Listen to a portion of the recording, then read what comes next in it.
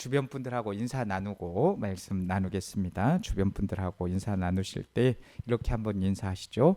나는 옥산교회의 대표 선수입니다. 한 번 더 인사할게요. 나는 옥산교회의 모델입니다. 성령 안에서 하나 됩시다. 할렐루야. 부흥이 나에게 옥산교회에도 이웃에게도 나라에도 왔습니다. 예, 이렇게 선포대로 될 줄로 믿습니다. 지난주에 우리가 사는 세계에는 원리가 있다고 말씀드렸죠. 그래서 만유 인력의 법칙, 볼펜을 제가 손을 놓으면 볼펜이 어떻게 된다 그랬어요? 어떻게 하셨대? 예, 지난주에 말씀을 드렸지만 말하지 않아도 다 아시잖아요. 제가 여기에서 손을 놓으면 볼펜이 어떻게 돼요? 그냥 뚝 떨어지죠. 올라간다고 생각하는 분은 아무도 없습니다. 원리를 다 알고 계시는 거예요. 왜냐? 보이는 세계의 질서를 다 경험했기 때문이고 배워왔기 때문입니다. 원리를 알면은 지혜롭고 안전하게 살 수 있지만 원리를 모르게 되면 갓난 아기가 위험을 모르고 높은 곳에서 떨어질 수 있듯이 삶이 어려워지게 되는 것입니다. 이와 마찬가지로 영적인 세계에도 하나님께서 세우신 원리가 있다는 것이죠. 보이지 않는 세계라고 해서 제멋대로 움직이는 것이 아니라 하나님께서는 질서를 두셨습니다. 천지를 창조하실 때에도 계획에 따라서 질서대로 지으셨죠. 질서의 하나님께서 그렇게 그 안에도 질서를 두셨습니다. 그래서 영적인 원리를 알고 그 원리를 따라서 살게 되면 영적인 지혜로 살아가게 되는 것입니다. 그런데 반대로 영적인 원리를 모르게 되면은, 그렇게 모르는 채 살게 되면은 어두움 속에서 답답하게 살아갈 수밖에 없는 것이죠. 오늘 또 말씀을 지식으로만 받지 말고 믿음으로, 영으로 받을 수 있는 우리 성도님들 되시기를 주님의 이름으로 축복합니다. 자, 하나님의 말씀은 영이 됩니다. 영이시고 또 선포되는 메시지도 영적 영향력을 갖게 됩니다. 믿음으로 우리가 말씀을 취할 때 우리 안에는 생명이 있게 되는 것입니다. 영과 육에는 질서가 있는 거예요. 그래서 우리가 흔히 우리를 영, 혼, 육 3등분으로 나눠요. 혼과 육을 묶어서 하나로 묶기도 하지만 영, 혼, 육을 이렇게 구분을 하는데 한번 따라하겠습니다. 영은 다스리고, 성령은 다스리시는 겁니다. 우리를 다스려야 돼요. 혼은 생각, 마음입니다. 혼은 따르고, 육은 순종하고. 이게 영적 질서인 거예요. 성령님이 다스리시고 혼은 따르고 육은 순종하는 거예요. 하나님은 사람을 영, 혼, 육으로 지으셨습니다. 보통 성경에서는 혼과 육을 함께 묶어서 육이라고 부르기도 하는데, 혼은 이 마음과 생각은 뇌의 작용과 생각과 판단과 이해의 기능으로서 보이는 세계에 속한 기능이죠. 쉽게 말씀드리면 혼은 우리의 정신적인 것으로서 마음과 생각과 감정과 의지를 말하게 되는 것입니다.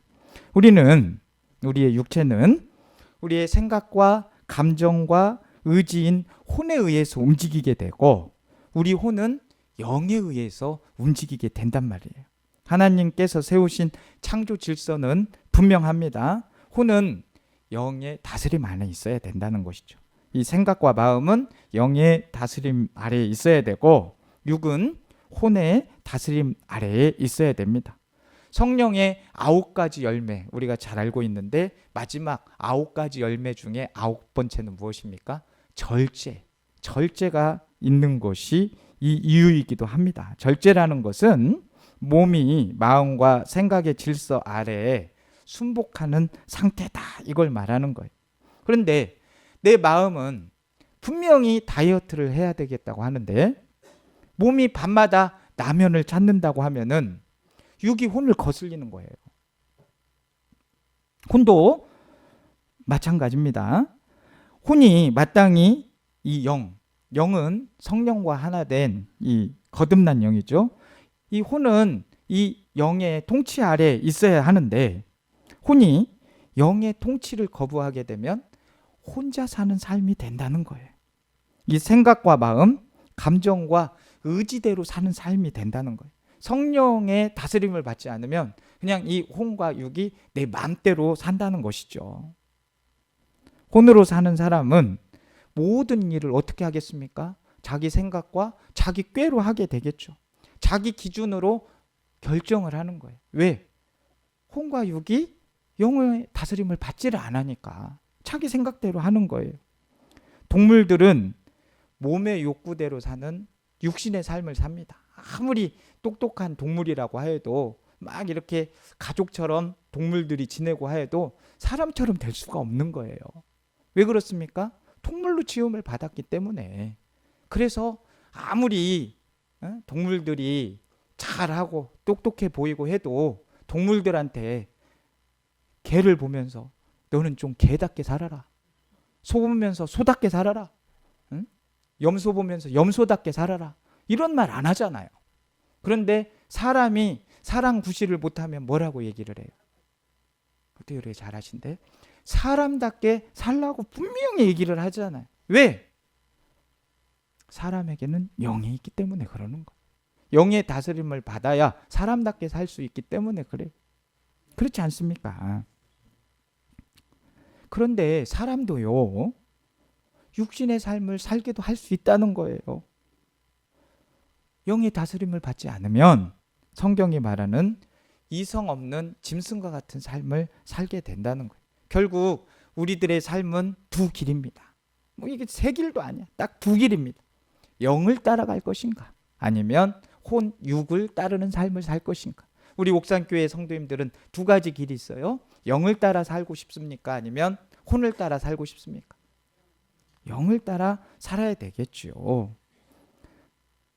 이것은 이 두 삶은 같이 움직이기 때문에 어떻게 더 연결되어 있느냐, 이것이 아주 중요한 거예요.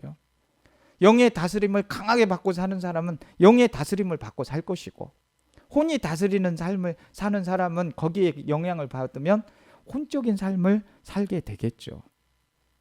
이렇게 다 질서가 있기 때문에 오늘 첫 번째 영적 원리는 한번 따라하겠습니다. 영은 하나가 되게 하고 육은 갈라 분열시킨다. 아주 중요한 얘기예요. 잘 들으셔야 돼. 고린도전서에는요, 문제가 많은 고린도 교회를 세우기 위해서 바울이 고린도 교회에 편지를 쓰게 됩니다. 그래서 우리 삶의 문제에도 도움을 주게 되는데요. 오늘 이 영적 첫 번째 원리는 본문 10절에서 17절 말씀에 나옵니다. 바울이 권면을 하죠. 10절 말씀에 모두가 무슨 말을 하고? 같은 말을 하고, 너희 가운데 무엇이 없이? 분쟁이 없이 같은 마음과 같은 뜻으로 온전히 합하라. 그러니까 온전히 합해지려면 세 가지를 해야 되는데, 같은 말, 같은 마음, 같은 뜻. 그럼 따라합니다. 같은 말, 같은 마음, 같은 뜻. 이것을 할 수 있어야 온전히 합할 수 있다는 거예요. 그런데 그 고린도 교회 안에는 분쟁이 있었어요. 사람들은 말했어요. 나는 바울에게, 나는 아볼로에게, 나는 게바에게. 이 게바는 베드로죠. 나는 그리스도에게. 이렇게 뭔가 좀 나눠져 있는 느낌이 들지 않습니까? 근데 이 나누어진 것이 무엇이냐면, 이 분열의 이유가 너무나도 놀랍다는 거예요. 그 분열의 이유가 뭔지 아닙니까? 누구한테 세례를 받았냐, 이것 가지고 지금 갈라져 있는 거예요. 자, 세례는 이제 침례라고도 하죠, 교단마다. 자, 본래 그리스도와 한 몸이 되죠. 공동체와 하나됨의 이 표식인데, 세례는 그 공동체 하나가 되기 위해서 하는 예식 때문에 갈라져 있다는 거예요. 이것이 바로 육의 아이러니라는 거예요. 육에 속한 사람은 영적인 주제를 말하면서도 갈라진다는 겁니다. 분열한다는 거예요. 그래서 어떤 일이 벌어집니까? 표면적으로는 신앙 이야기를 분명히 하고 있는데 실제로는 교회를 찢고 관계를 깨뜨리는 거죠. 그럴 때 그것은 영적인 일이라 할 수 있겠어요? 그렇지 않습니다. 그렇게 되면 육의 일이 되는 거예요. 그럴 때 육의 일이 일어나게 되기 때문에 여러분 무조건 다 하나 되라고 하는 말이 아닙니다. 성경은 분명히 말씀해 주죠. 뭐라고 말씀해 줍니까? 영을 분별해라. 영을 분별하라고 말씀해 주고 있어요. 자, 요한 1서 4장 1절에서 3절 말씀 보면 이 영도 성령과 세상에 속한 영이 있단 말이에요. 우리는 성령을 따르게 되죠. 그러니까 영을 다 믿지 말고 영들이 하나님께 속하여 있나 분별을 해라. 하나님의 영은 예수 그리스도를 성경이 말하는 그 예수로 시인하는 영이에요. 그래서 우리가 베드로처럼 신앙 고백을 계속해서 할 수 있어야 됩니다. 주는 그리스도시요 살아계신 하나님의 아들이십니다. 성령으로 입으로 시인을 하는 거예요. 참 하나님이시고 참 인간이신 예수님이시고 십자가에서 우리를 위해서 죽으시고 부활하셔서 유일한 구원의 길이 되신 예수를 시인하는 그 영이 바로 하나님께 속한 영이란 말입니다. 그래서 우리는 신앙 고백하고 선포할 때마다 주는 그리스도시요 살아계신 하나님의 아들이십니다 라고 선포를 하는 겁니다. 예수를 시인하지 않는 영은 예수님이 빠진 것은 하나님께 속하지 않은 영인 것입니다. 자, 정통 신앙 안에서 있는 우리 교회들은 예수를 구주로 시인하는 교회들입니다. 강조점은 좀 교단마다 다를 수 있지만은 서로 형제로 여기고 하나됨을 힘써 지켜야 하는 것입니다. 그 하나됨을 깨뜨리는 것은 영이 아니라 육의 속성이라는 것이죠. 자, 왜 분열은 육을 강하게 하고 영을 약하게 하겠습니까? 분열은 육을 자꾸 활성화합니다. 갈라져 싸우기 시작하면은요, 싸우는데 가보십시오. 엄청 힘이 다들 대단합니다. 혈기들 보십시오. 싸우는데 가보세요. 혈기가 있습니까? 없습니까? 거기서 싸움하는 데에서는 정말 힘들이 엄청나게 폭발을 합니다. 혈기 올라가고 혈압 엄청 올라가시겠죠. 막 감정이 들끓고 상대를 이기기 위한 꾀와 계산이 강해지는 것입니다.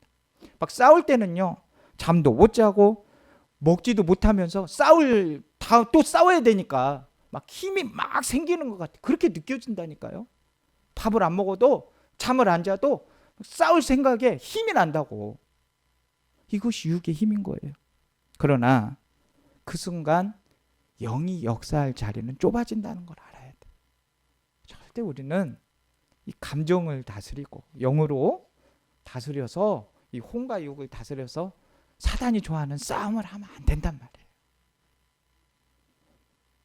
분열이 깊어지면 깊어질수록 영적 침체돼. 싸우는 교회들에서 영적 충만해가지고 교회가 부흥한다는 소리 보신 적 있습니까? 절대 그렇지 않아요. 싸우는 자리에서는 영적으로 침체될 수밖에 없는 것입니다.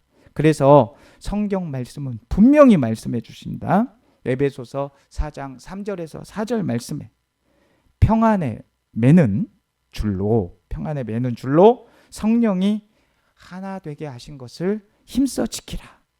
몸이 하나요, 성령이 한 분이시다. 분명히 말씀하고 있습니다. 성령 충만하기를 원한다면 이 개인적인 열심으로만 절대 충만해지지 않습니다. 관계의 하나됨이 깨지게 되면은 영은 약해지게 됩니다. 가정도 마찬가지예요. 부부가 서로 원수처럼 갈라져 있는데 성령 충만한 가정을 꿈꿀 수 있겠습니까? 그렇게 될 수가 없는 것. 그건 기대할 수가 없는 거예요. 교회도 마찬가지입니다.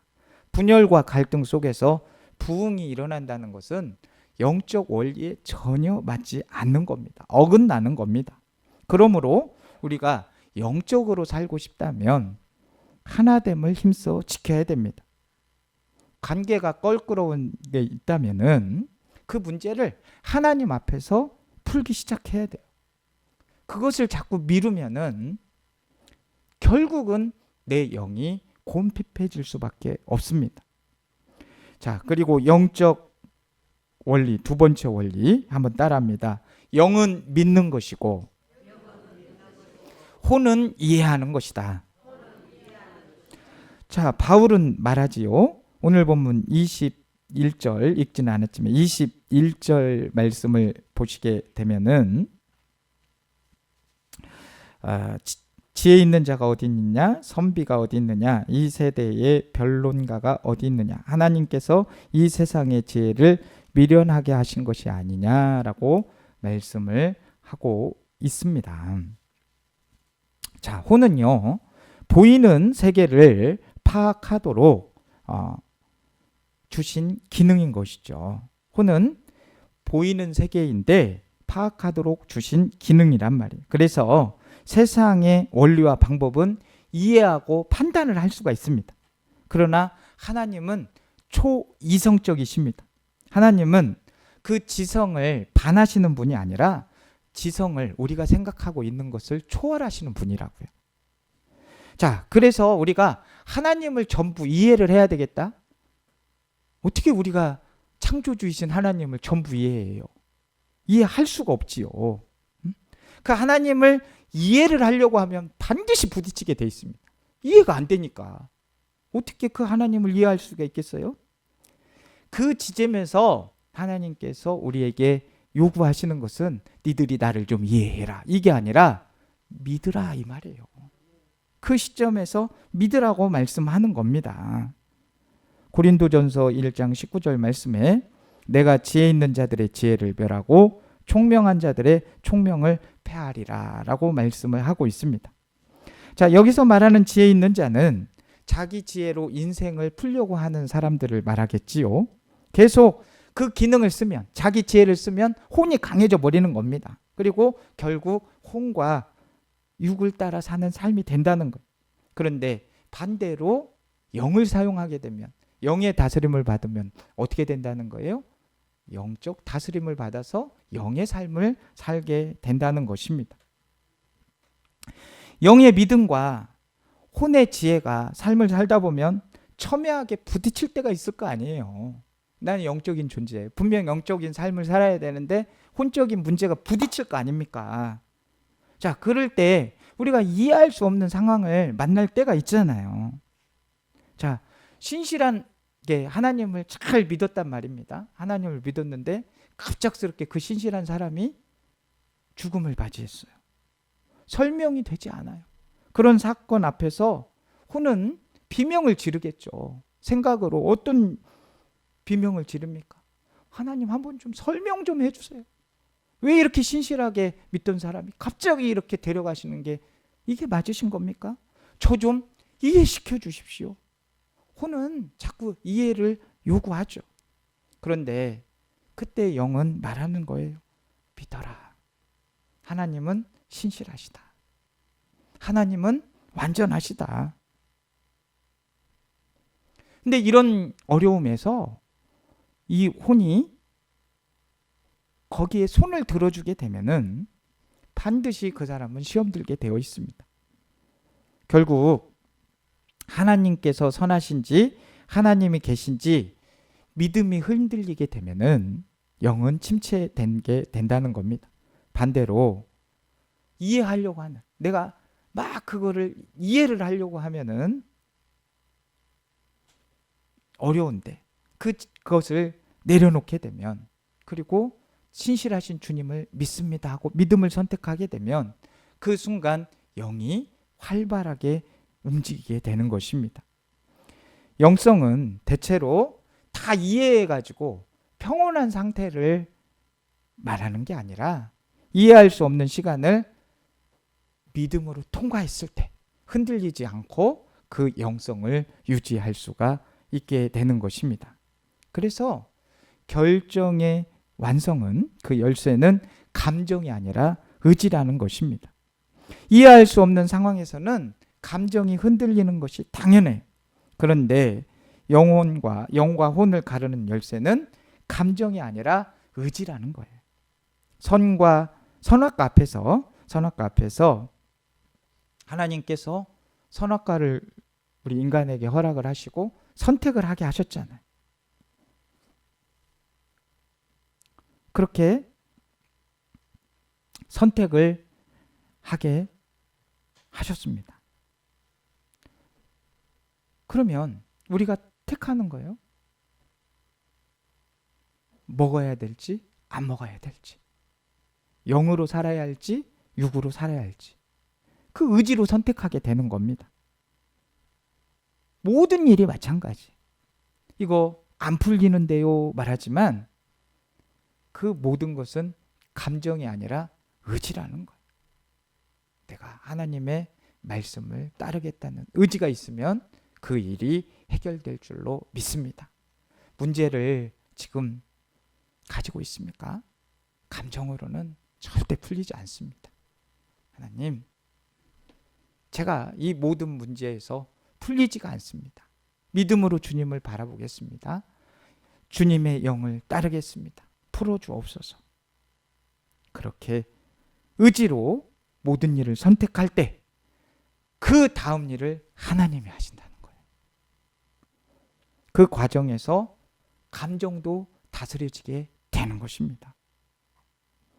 사랑하는 성도 여러분, 오늘 하나님께서 주신 말씀은 너무나도 분명합니다. 영으로 살 것인가? 육으로 살 것인가? 이 선택이 우리 삶을 결정합니다. 영은 우리를 하나 되게 만들고 육은 갈라놓게 된다고 말씀을 드렸습니다. 그래서 우리 옥산교회 성도들은 이 하나됨을 지키기 위해서 힘써야 됩니다. 혹시 모든 일에 아직도 걸리는 문제가 있습니까?